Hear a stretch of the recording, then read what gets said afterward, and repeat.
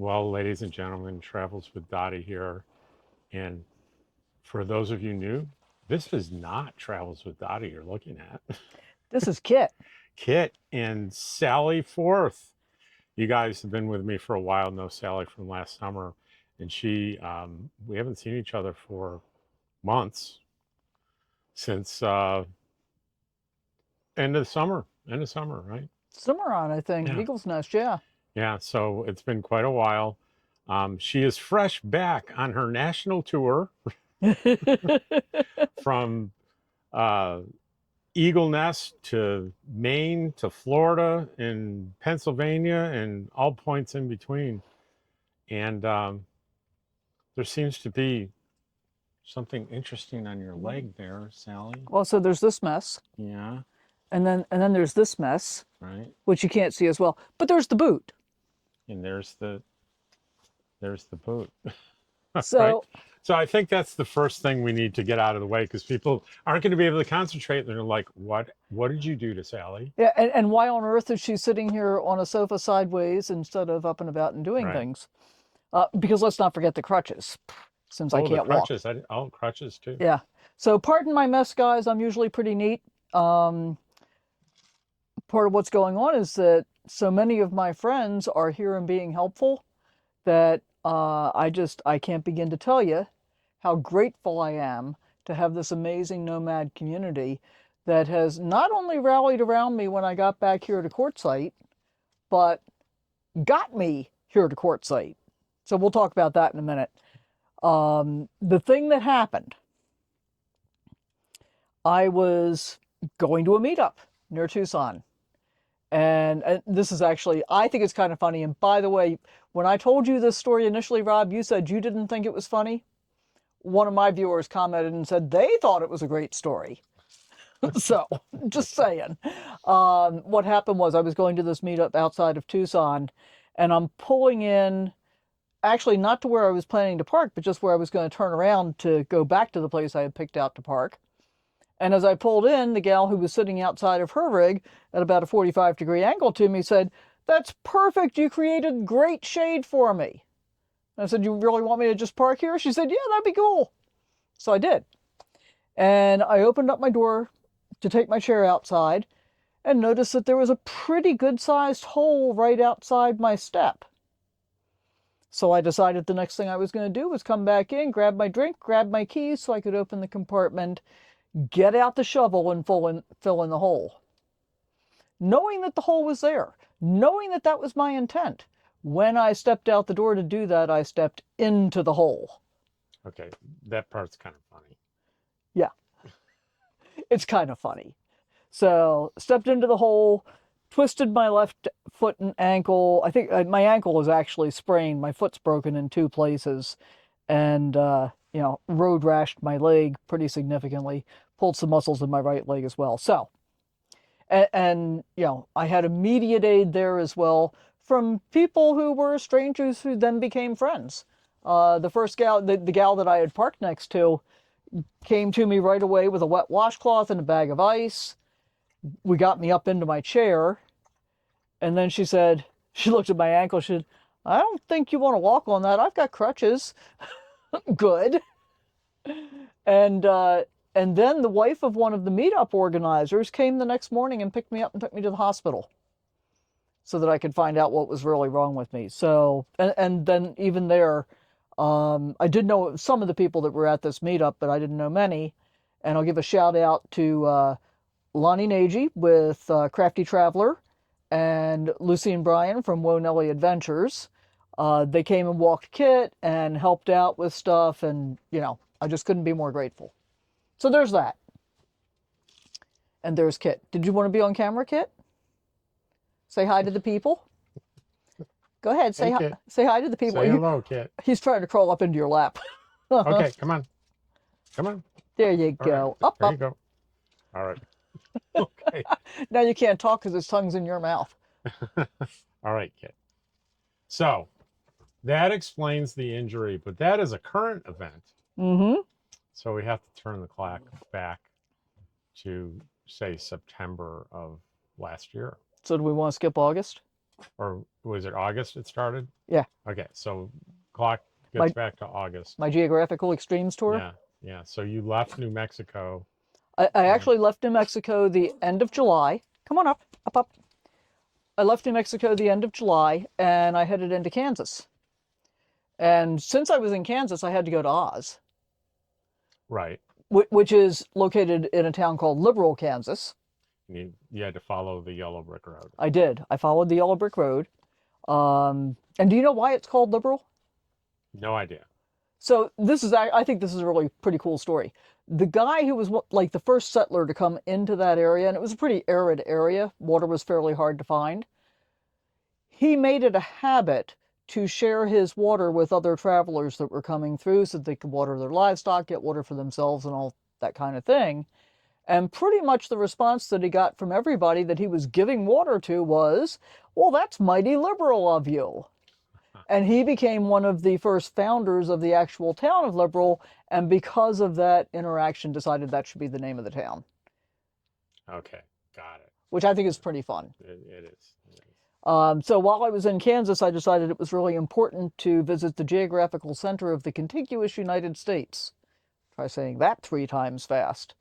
Which happens to be located in another town that begins with an L. That's Lebanon, Kansas. It's actually located outside of Lebanon. Is that the famous Four Corners? No, Oh, that's the four corners of Arizona, Colorado, Utah, and what's the fourth state there? It's that four corners. well, okay. All right. So I Different got it area. wrong. Yeah. So this is the center of the This country, this is the center of the contiguous United States, so not counting Alaska and Hawaii. the lower 48. Yeah. And so they've got this really cool little monument there and all of those things. And that's really the beginning of the Geographical Extremes tour. And then from there, I worked my way northeast, visiting friends along the way and seeing lots of really cool stuff and just taking my time all the way up to the northeast corner of Maine. Loved Maine. That's one of my favorite states now. I would totally go back there. And I'm also a really big Stephen King fan. So, Right. so when I got up into the wilds of Maine, I felt in many cases like I was driving through a Stephen King story. So he talks about things like being on TR 90, and I and I and I finally figured out that TR stands for Township and Range. That's how they number things up there, which is part of the meets and bounds measurement method for land surveying. It's a thing, which I know about from being a real estate broker. And so I was on all these TR roads that it was like, really was just like being in a Stephen King book, because you'd be driving down this dirt road that gets narrower and narrower, and you can see these little lanes that go off, and you might be able to catch a glimpse of some kind of cabin in the background. And it's kind of creepy in a lot of ways. But beautiful, beautiful area. I met some amazing people. And when I finally got all the way up to the northeast corner, that was a fun day. I made 4 stops in one day, in which I drove to the Canadian border and turned around and came back, because I was not prepared to cross into Canada. Well, I was prepared to cross into Canada. I wasn't prepared to get back into the United States. Gotcha. Between Kit and I had things on board. Like I stocked up on alcohol in New Hampshire because it was the cheapest place I'd found in the Northeast. You have to shop in state liquor stores in New Hampshire. You have to shop in state liquor stores in a lot of places in this country, I've discovered. And since New Hampshire happened to be the cheapest, I thought, well, let's not go through this pain again for a while, which meant I had more on board than I would have been able to bring back into the country. Anyway, I visited in one day Fort Kent, which is where US 1 begins, not quite the northernmost point you can drive to. Madawaska, which is the northernmost, Van Buren, northeasternmost point, and Hamlin, the easternmost point. And then from there, I started working my way down the coast. And, you know, I did some of the big bucket list stuff, like I visited Acadia National Park. My goal, because I'm calling this my Geographical Extremes tour, was to visit as many places as I could that were extreme. So I was driving as far out, like to the ocean, as I could, as many Land's End points as I could make. And had a Yeah, but did you have a Maine lobster? I did not. You went all the way to Maine and you did not have a Maine lobster. I did not. Want to know why? Why? Because when I went to Oregon and went Dungeness crab fishing with friends a year ago, I discovered that I have a shellfish allergy again. Oh, bummer. Oh, it was so tough because I wanted lobster roll, I wanted a Maine lobster. Nope, didn't get any of it. Oh. No So, seafood. but you must have gone to New Hampshire too if you went to, Yeah. and I do a New Hampshire, Maine, New Hampshire accent. Yeah. And it's the old joke that you pull into a old gas station out in New Hampshire or Maine and ask how do I get to fill in the blank, and the guy says, "Hey, up, sorry, can't get there from here." Hmm. Which is in many ways frequently true. You really can't. Um, so the whole East Coast thing was pretty much fun. I visited some relatives. I discovered some long lost cousins that I hadn't been in contact with in more than 5 decades.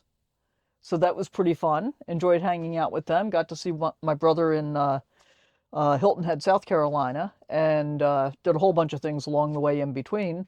And mostly just taking my time and really kind of exploring some of those states that I hadn't spent a whole lot of time in. So let me ask you, was there plentiful free BLM land to camp on out there I in the really east? enjoyed Walmart and Cabela's, and boondocking in the East is really tough. It just is. So it's a different thing RVing in the east Oh than yeah. Well, for those of us who prefer to boondock, right. for those of for those who don't mind spending money on RV resorts and stuff like that, it's no different. But here, my thing. I'm sorry. I know you got a question, but I want to say that my thing is, I kind of almost resent paying to park. If I've been out exploring all day and all I'm going to do is go sleep, I don't want to pay to go sleep. I was perfectly fine if my only choice was Walmart or Cabela's or Sam's Club or whatever. I'd take it. And I would take that over paying to park because it hurt my heart to spend money just to sleep. Now, if you listen to other YouTube videos, they say Walmart's over. They're all outlined. Did you find a lot of Walmarts that would not allow overnight parking? Not many. Actually, I did have a case in New Jersey, which really surprised me. Um, I pulled into a Walmart in New Jersey, and I was tired. I was tired, but some of the things I wanted to do that day didn't happen, so I ended up earlier than I expected. Pulled in about 2:30 or so, and I was hungry, so I made dinner and ate and sat down. I was relaxing. I had turned on the TV. It was just about getting dark. And oh, by the way, there were no signs in this parking lot anywhere that said anything about overnight parking, which means it's usually generally fine. I sense a knock coming. I didn't wait for the knock. I saw a security guard pull up a foot and a half outside my side door here with his lights going His on. lights going on. So I opened the door and I said, "Can I help you?" He said, "Yeah, I just wanted to make sure you knew you had to move." Well, no, he didn't say that. He said, "I just want to let you know you can't be here." I'm like, "What do you mean I can't be here?" "Well, you can't stay here overnight. You can only park here for an hour." I said, "I've been here for like 3 hours." He said, "I know." He said, "I was just giving you a break so you could have a little time if you wanted." Okay. And I'm sure he thought that was nice. Yeah. My thought was, it's now dark, and you're telling me I've got to go drive in the dark to find someplace else to So park. he saw you 2 hours ago. 3 hours, yeah. 3 hours ago, and didn't tell you, thought he was doing you a favor, but is asking you basically to leave in the dark. Yeah, yeah. Well, telling me I had to, not even asking, telling me I had to. And what I did say to him was, I said, I think you thought you were being helpful, but it would have been much more helpful if you had come to me when you saw me park here and said, "Hey, you can't overnight park here, but if you want to stay for a couple hours, that's fine. Just make sure you're out before, you know, whatever." And he said, "Oh, I just thought I was being nice." And it's like, okay, Sure he did. I'm sure he did. I'm sure he did. And he's probably not an RVer, so he doesn't Nope. understand what that set you up for. Yeah. And what it set me up for was driving in the dark for an hour and a half because I spent 15, 20 minutes researching someplace else I could go safer, or someplace else I could go that would be safe, that was closer by. But I had already done that before I picked Walmart, so I knew the answer was not so much. My takeaway from there is if you go into a Walmart that doesn't have prohibiting signs, go in and ask anyway. Yeah, not a bad idea. Not a bad you idea. might find out you can't, even though there's no signage. Yep. And that's the only time I've ever had an issue when there hasn't been signage. The other thing that I found at Walmart is they have two different kinds of signs. One simply says no overnight parking, period. The other one says unauthorized vehicles will be towed. So if you've gone inside and gotten permission, you're now an authorized vehicle, Okay. which means that they're not going to tow you. They just want to put the signs up to keep people from moving into their parking lots, basically, and living there forever. Anyway, that's enough about parking lots. Parking lots suck.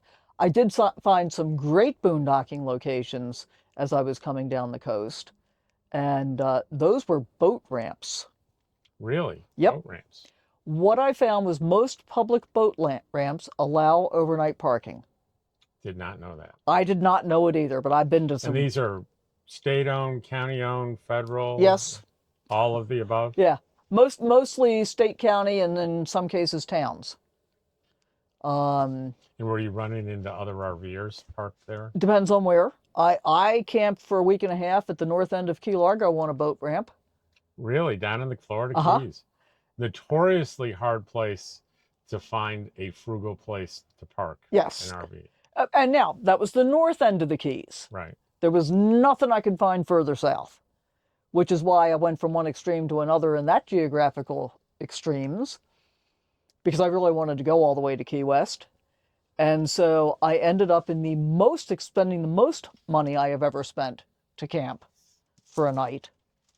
So I went from the north end of the Keys, Key Largo, all the way down to Key West in one day, because it was about 120 miles from where I was, about 120. And then I came back north up to, they call it Sunshine Key. I think it's actually Ohio Key. Sunshine Key because it's a Thousand Trails Encore Park. Right. $250 for the night. Wow. Yeah.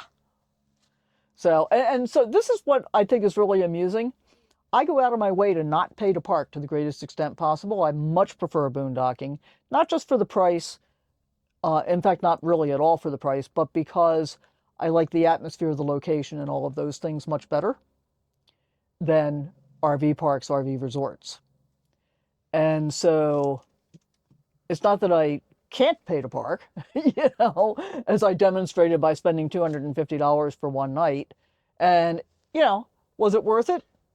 It was worth it from the standpoint that I wasn't absolutely exhausted from trying to do 250 miles in one day when there was sightseeing and stuff that I wanted to be doing that day. And I had an oceanfront site, and the only neighbor I had was on my driver's side.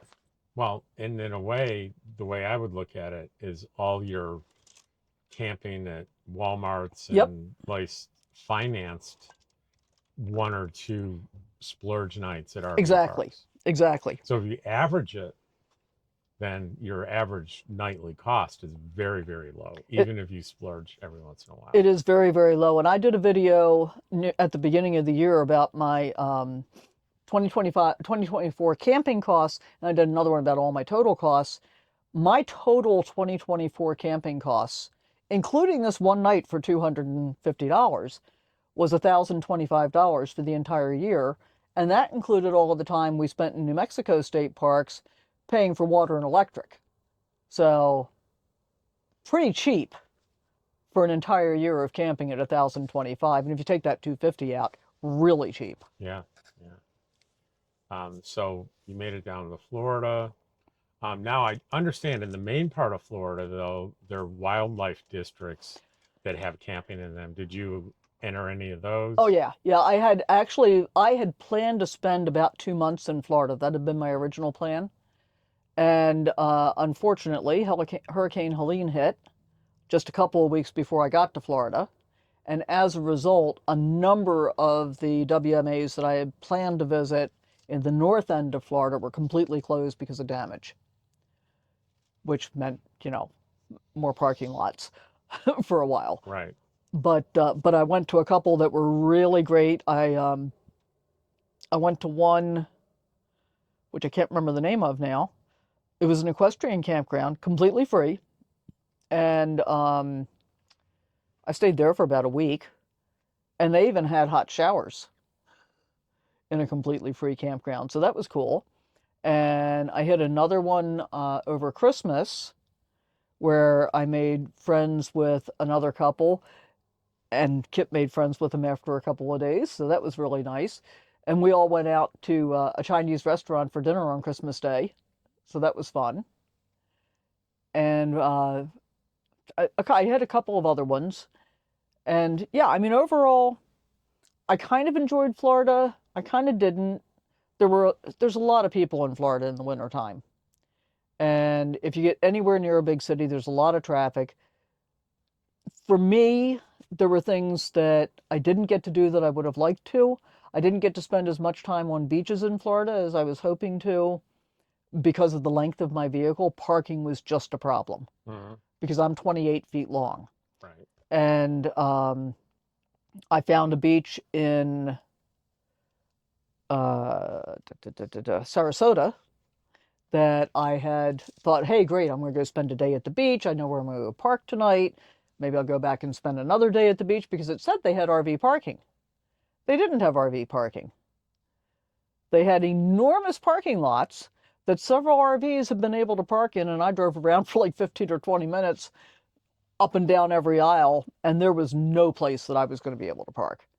So I gave up on that one. And so I'm coming up the west side, the Gulf side of Florida, heading back to Texas, and then my intention had been to camp along the Gulf in Texas because there's a lot of free beach camping there before I started heading west. And my first 4 nights in Texas were awesome. First time for on-beach camping. Drove out onto the sand. A little bit nervous about that. Didn't want to Mhm. didn't want to get flooded. Didn't want to get stuck. Neither of those things would have been good. Have the tide come in or drive into soft sand. Didn't do either of those things. Thank heaven. But after 4 nights, the weather turned to crap, and the temperatures were dropping down into the low 20s on the beach. Oh, that's no good. No, that was no bueno.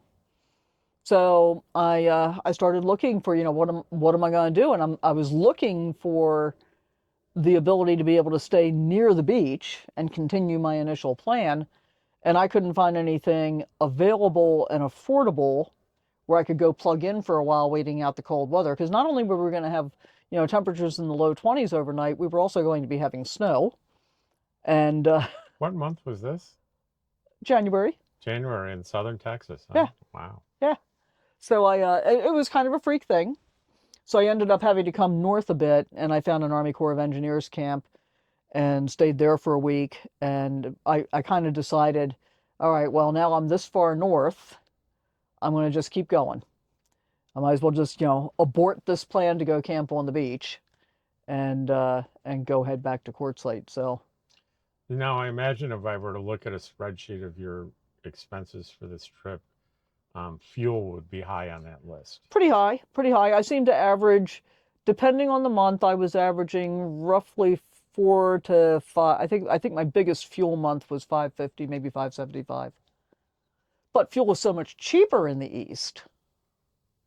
I mean, I had many times I was paying like 239 a gallon, which was nice. And then you had, did you run into many toll roads? So I have an interesting situation. I don't have a license plate. You mean on the front? No, I mean period. Oh, period. I have a license plate on the back. This is going out on YouTube. I'm fixing it in a couple weeks, guys. I really am. And it's not my fault. What happened was when I bought this rig, they were supposed to, in Illinois, they were supposed to title and register it in Nevada for me. And that included transferring my original plate to this vehicle. Right. So we unscrewed my original plate, and I put it on the back. Well, that plate expired last March. And Camping World in Illinois still has not managed to get my vehicle titled. Oh, wow. Yeah, it's a nightmare. And so the reality toll-wise is you run through a toll.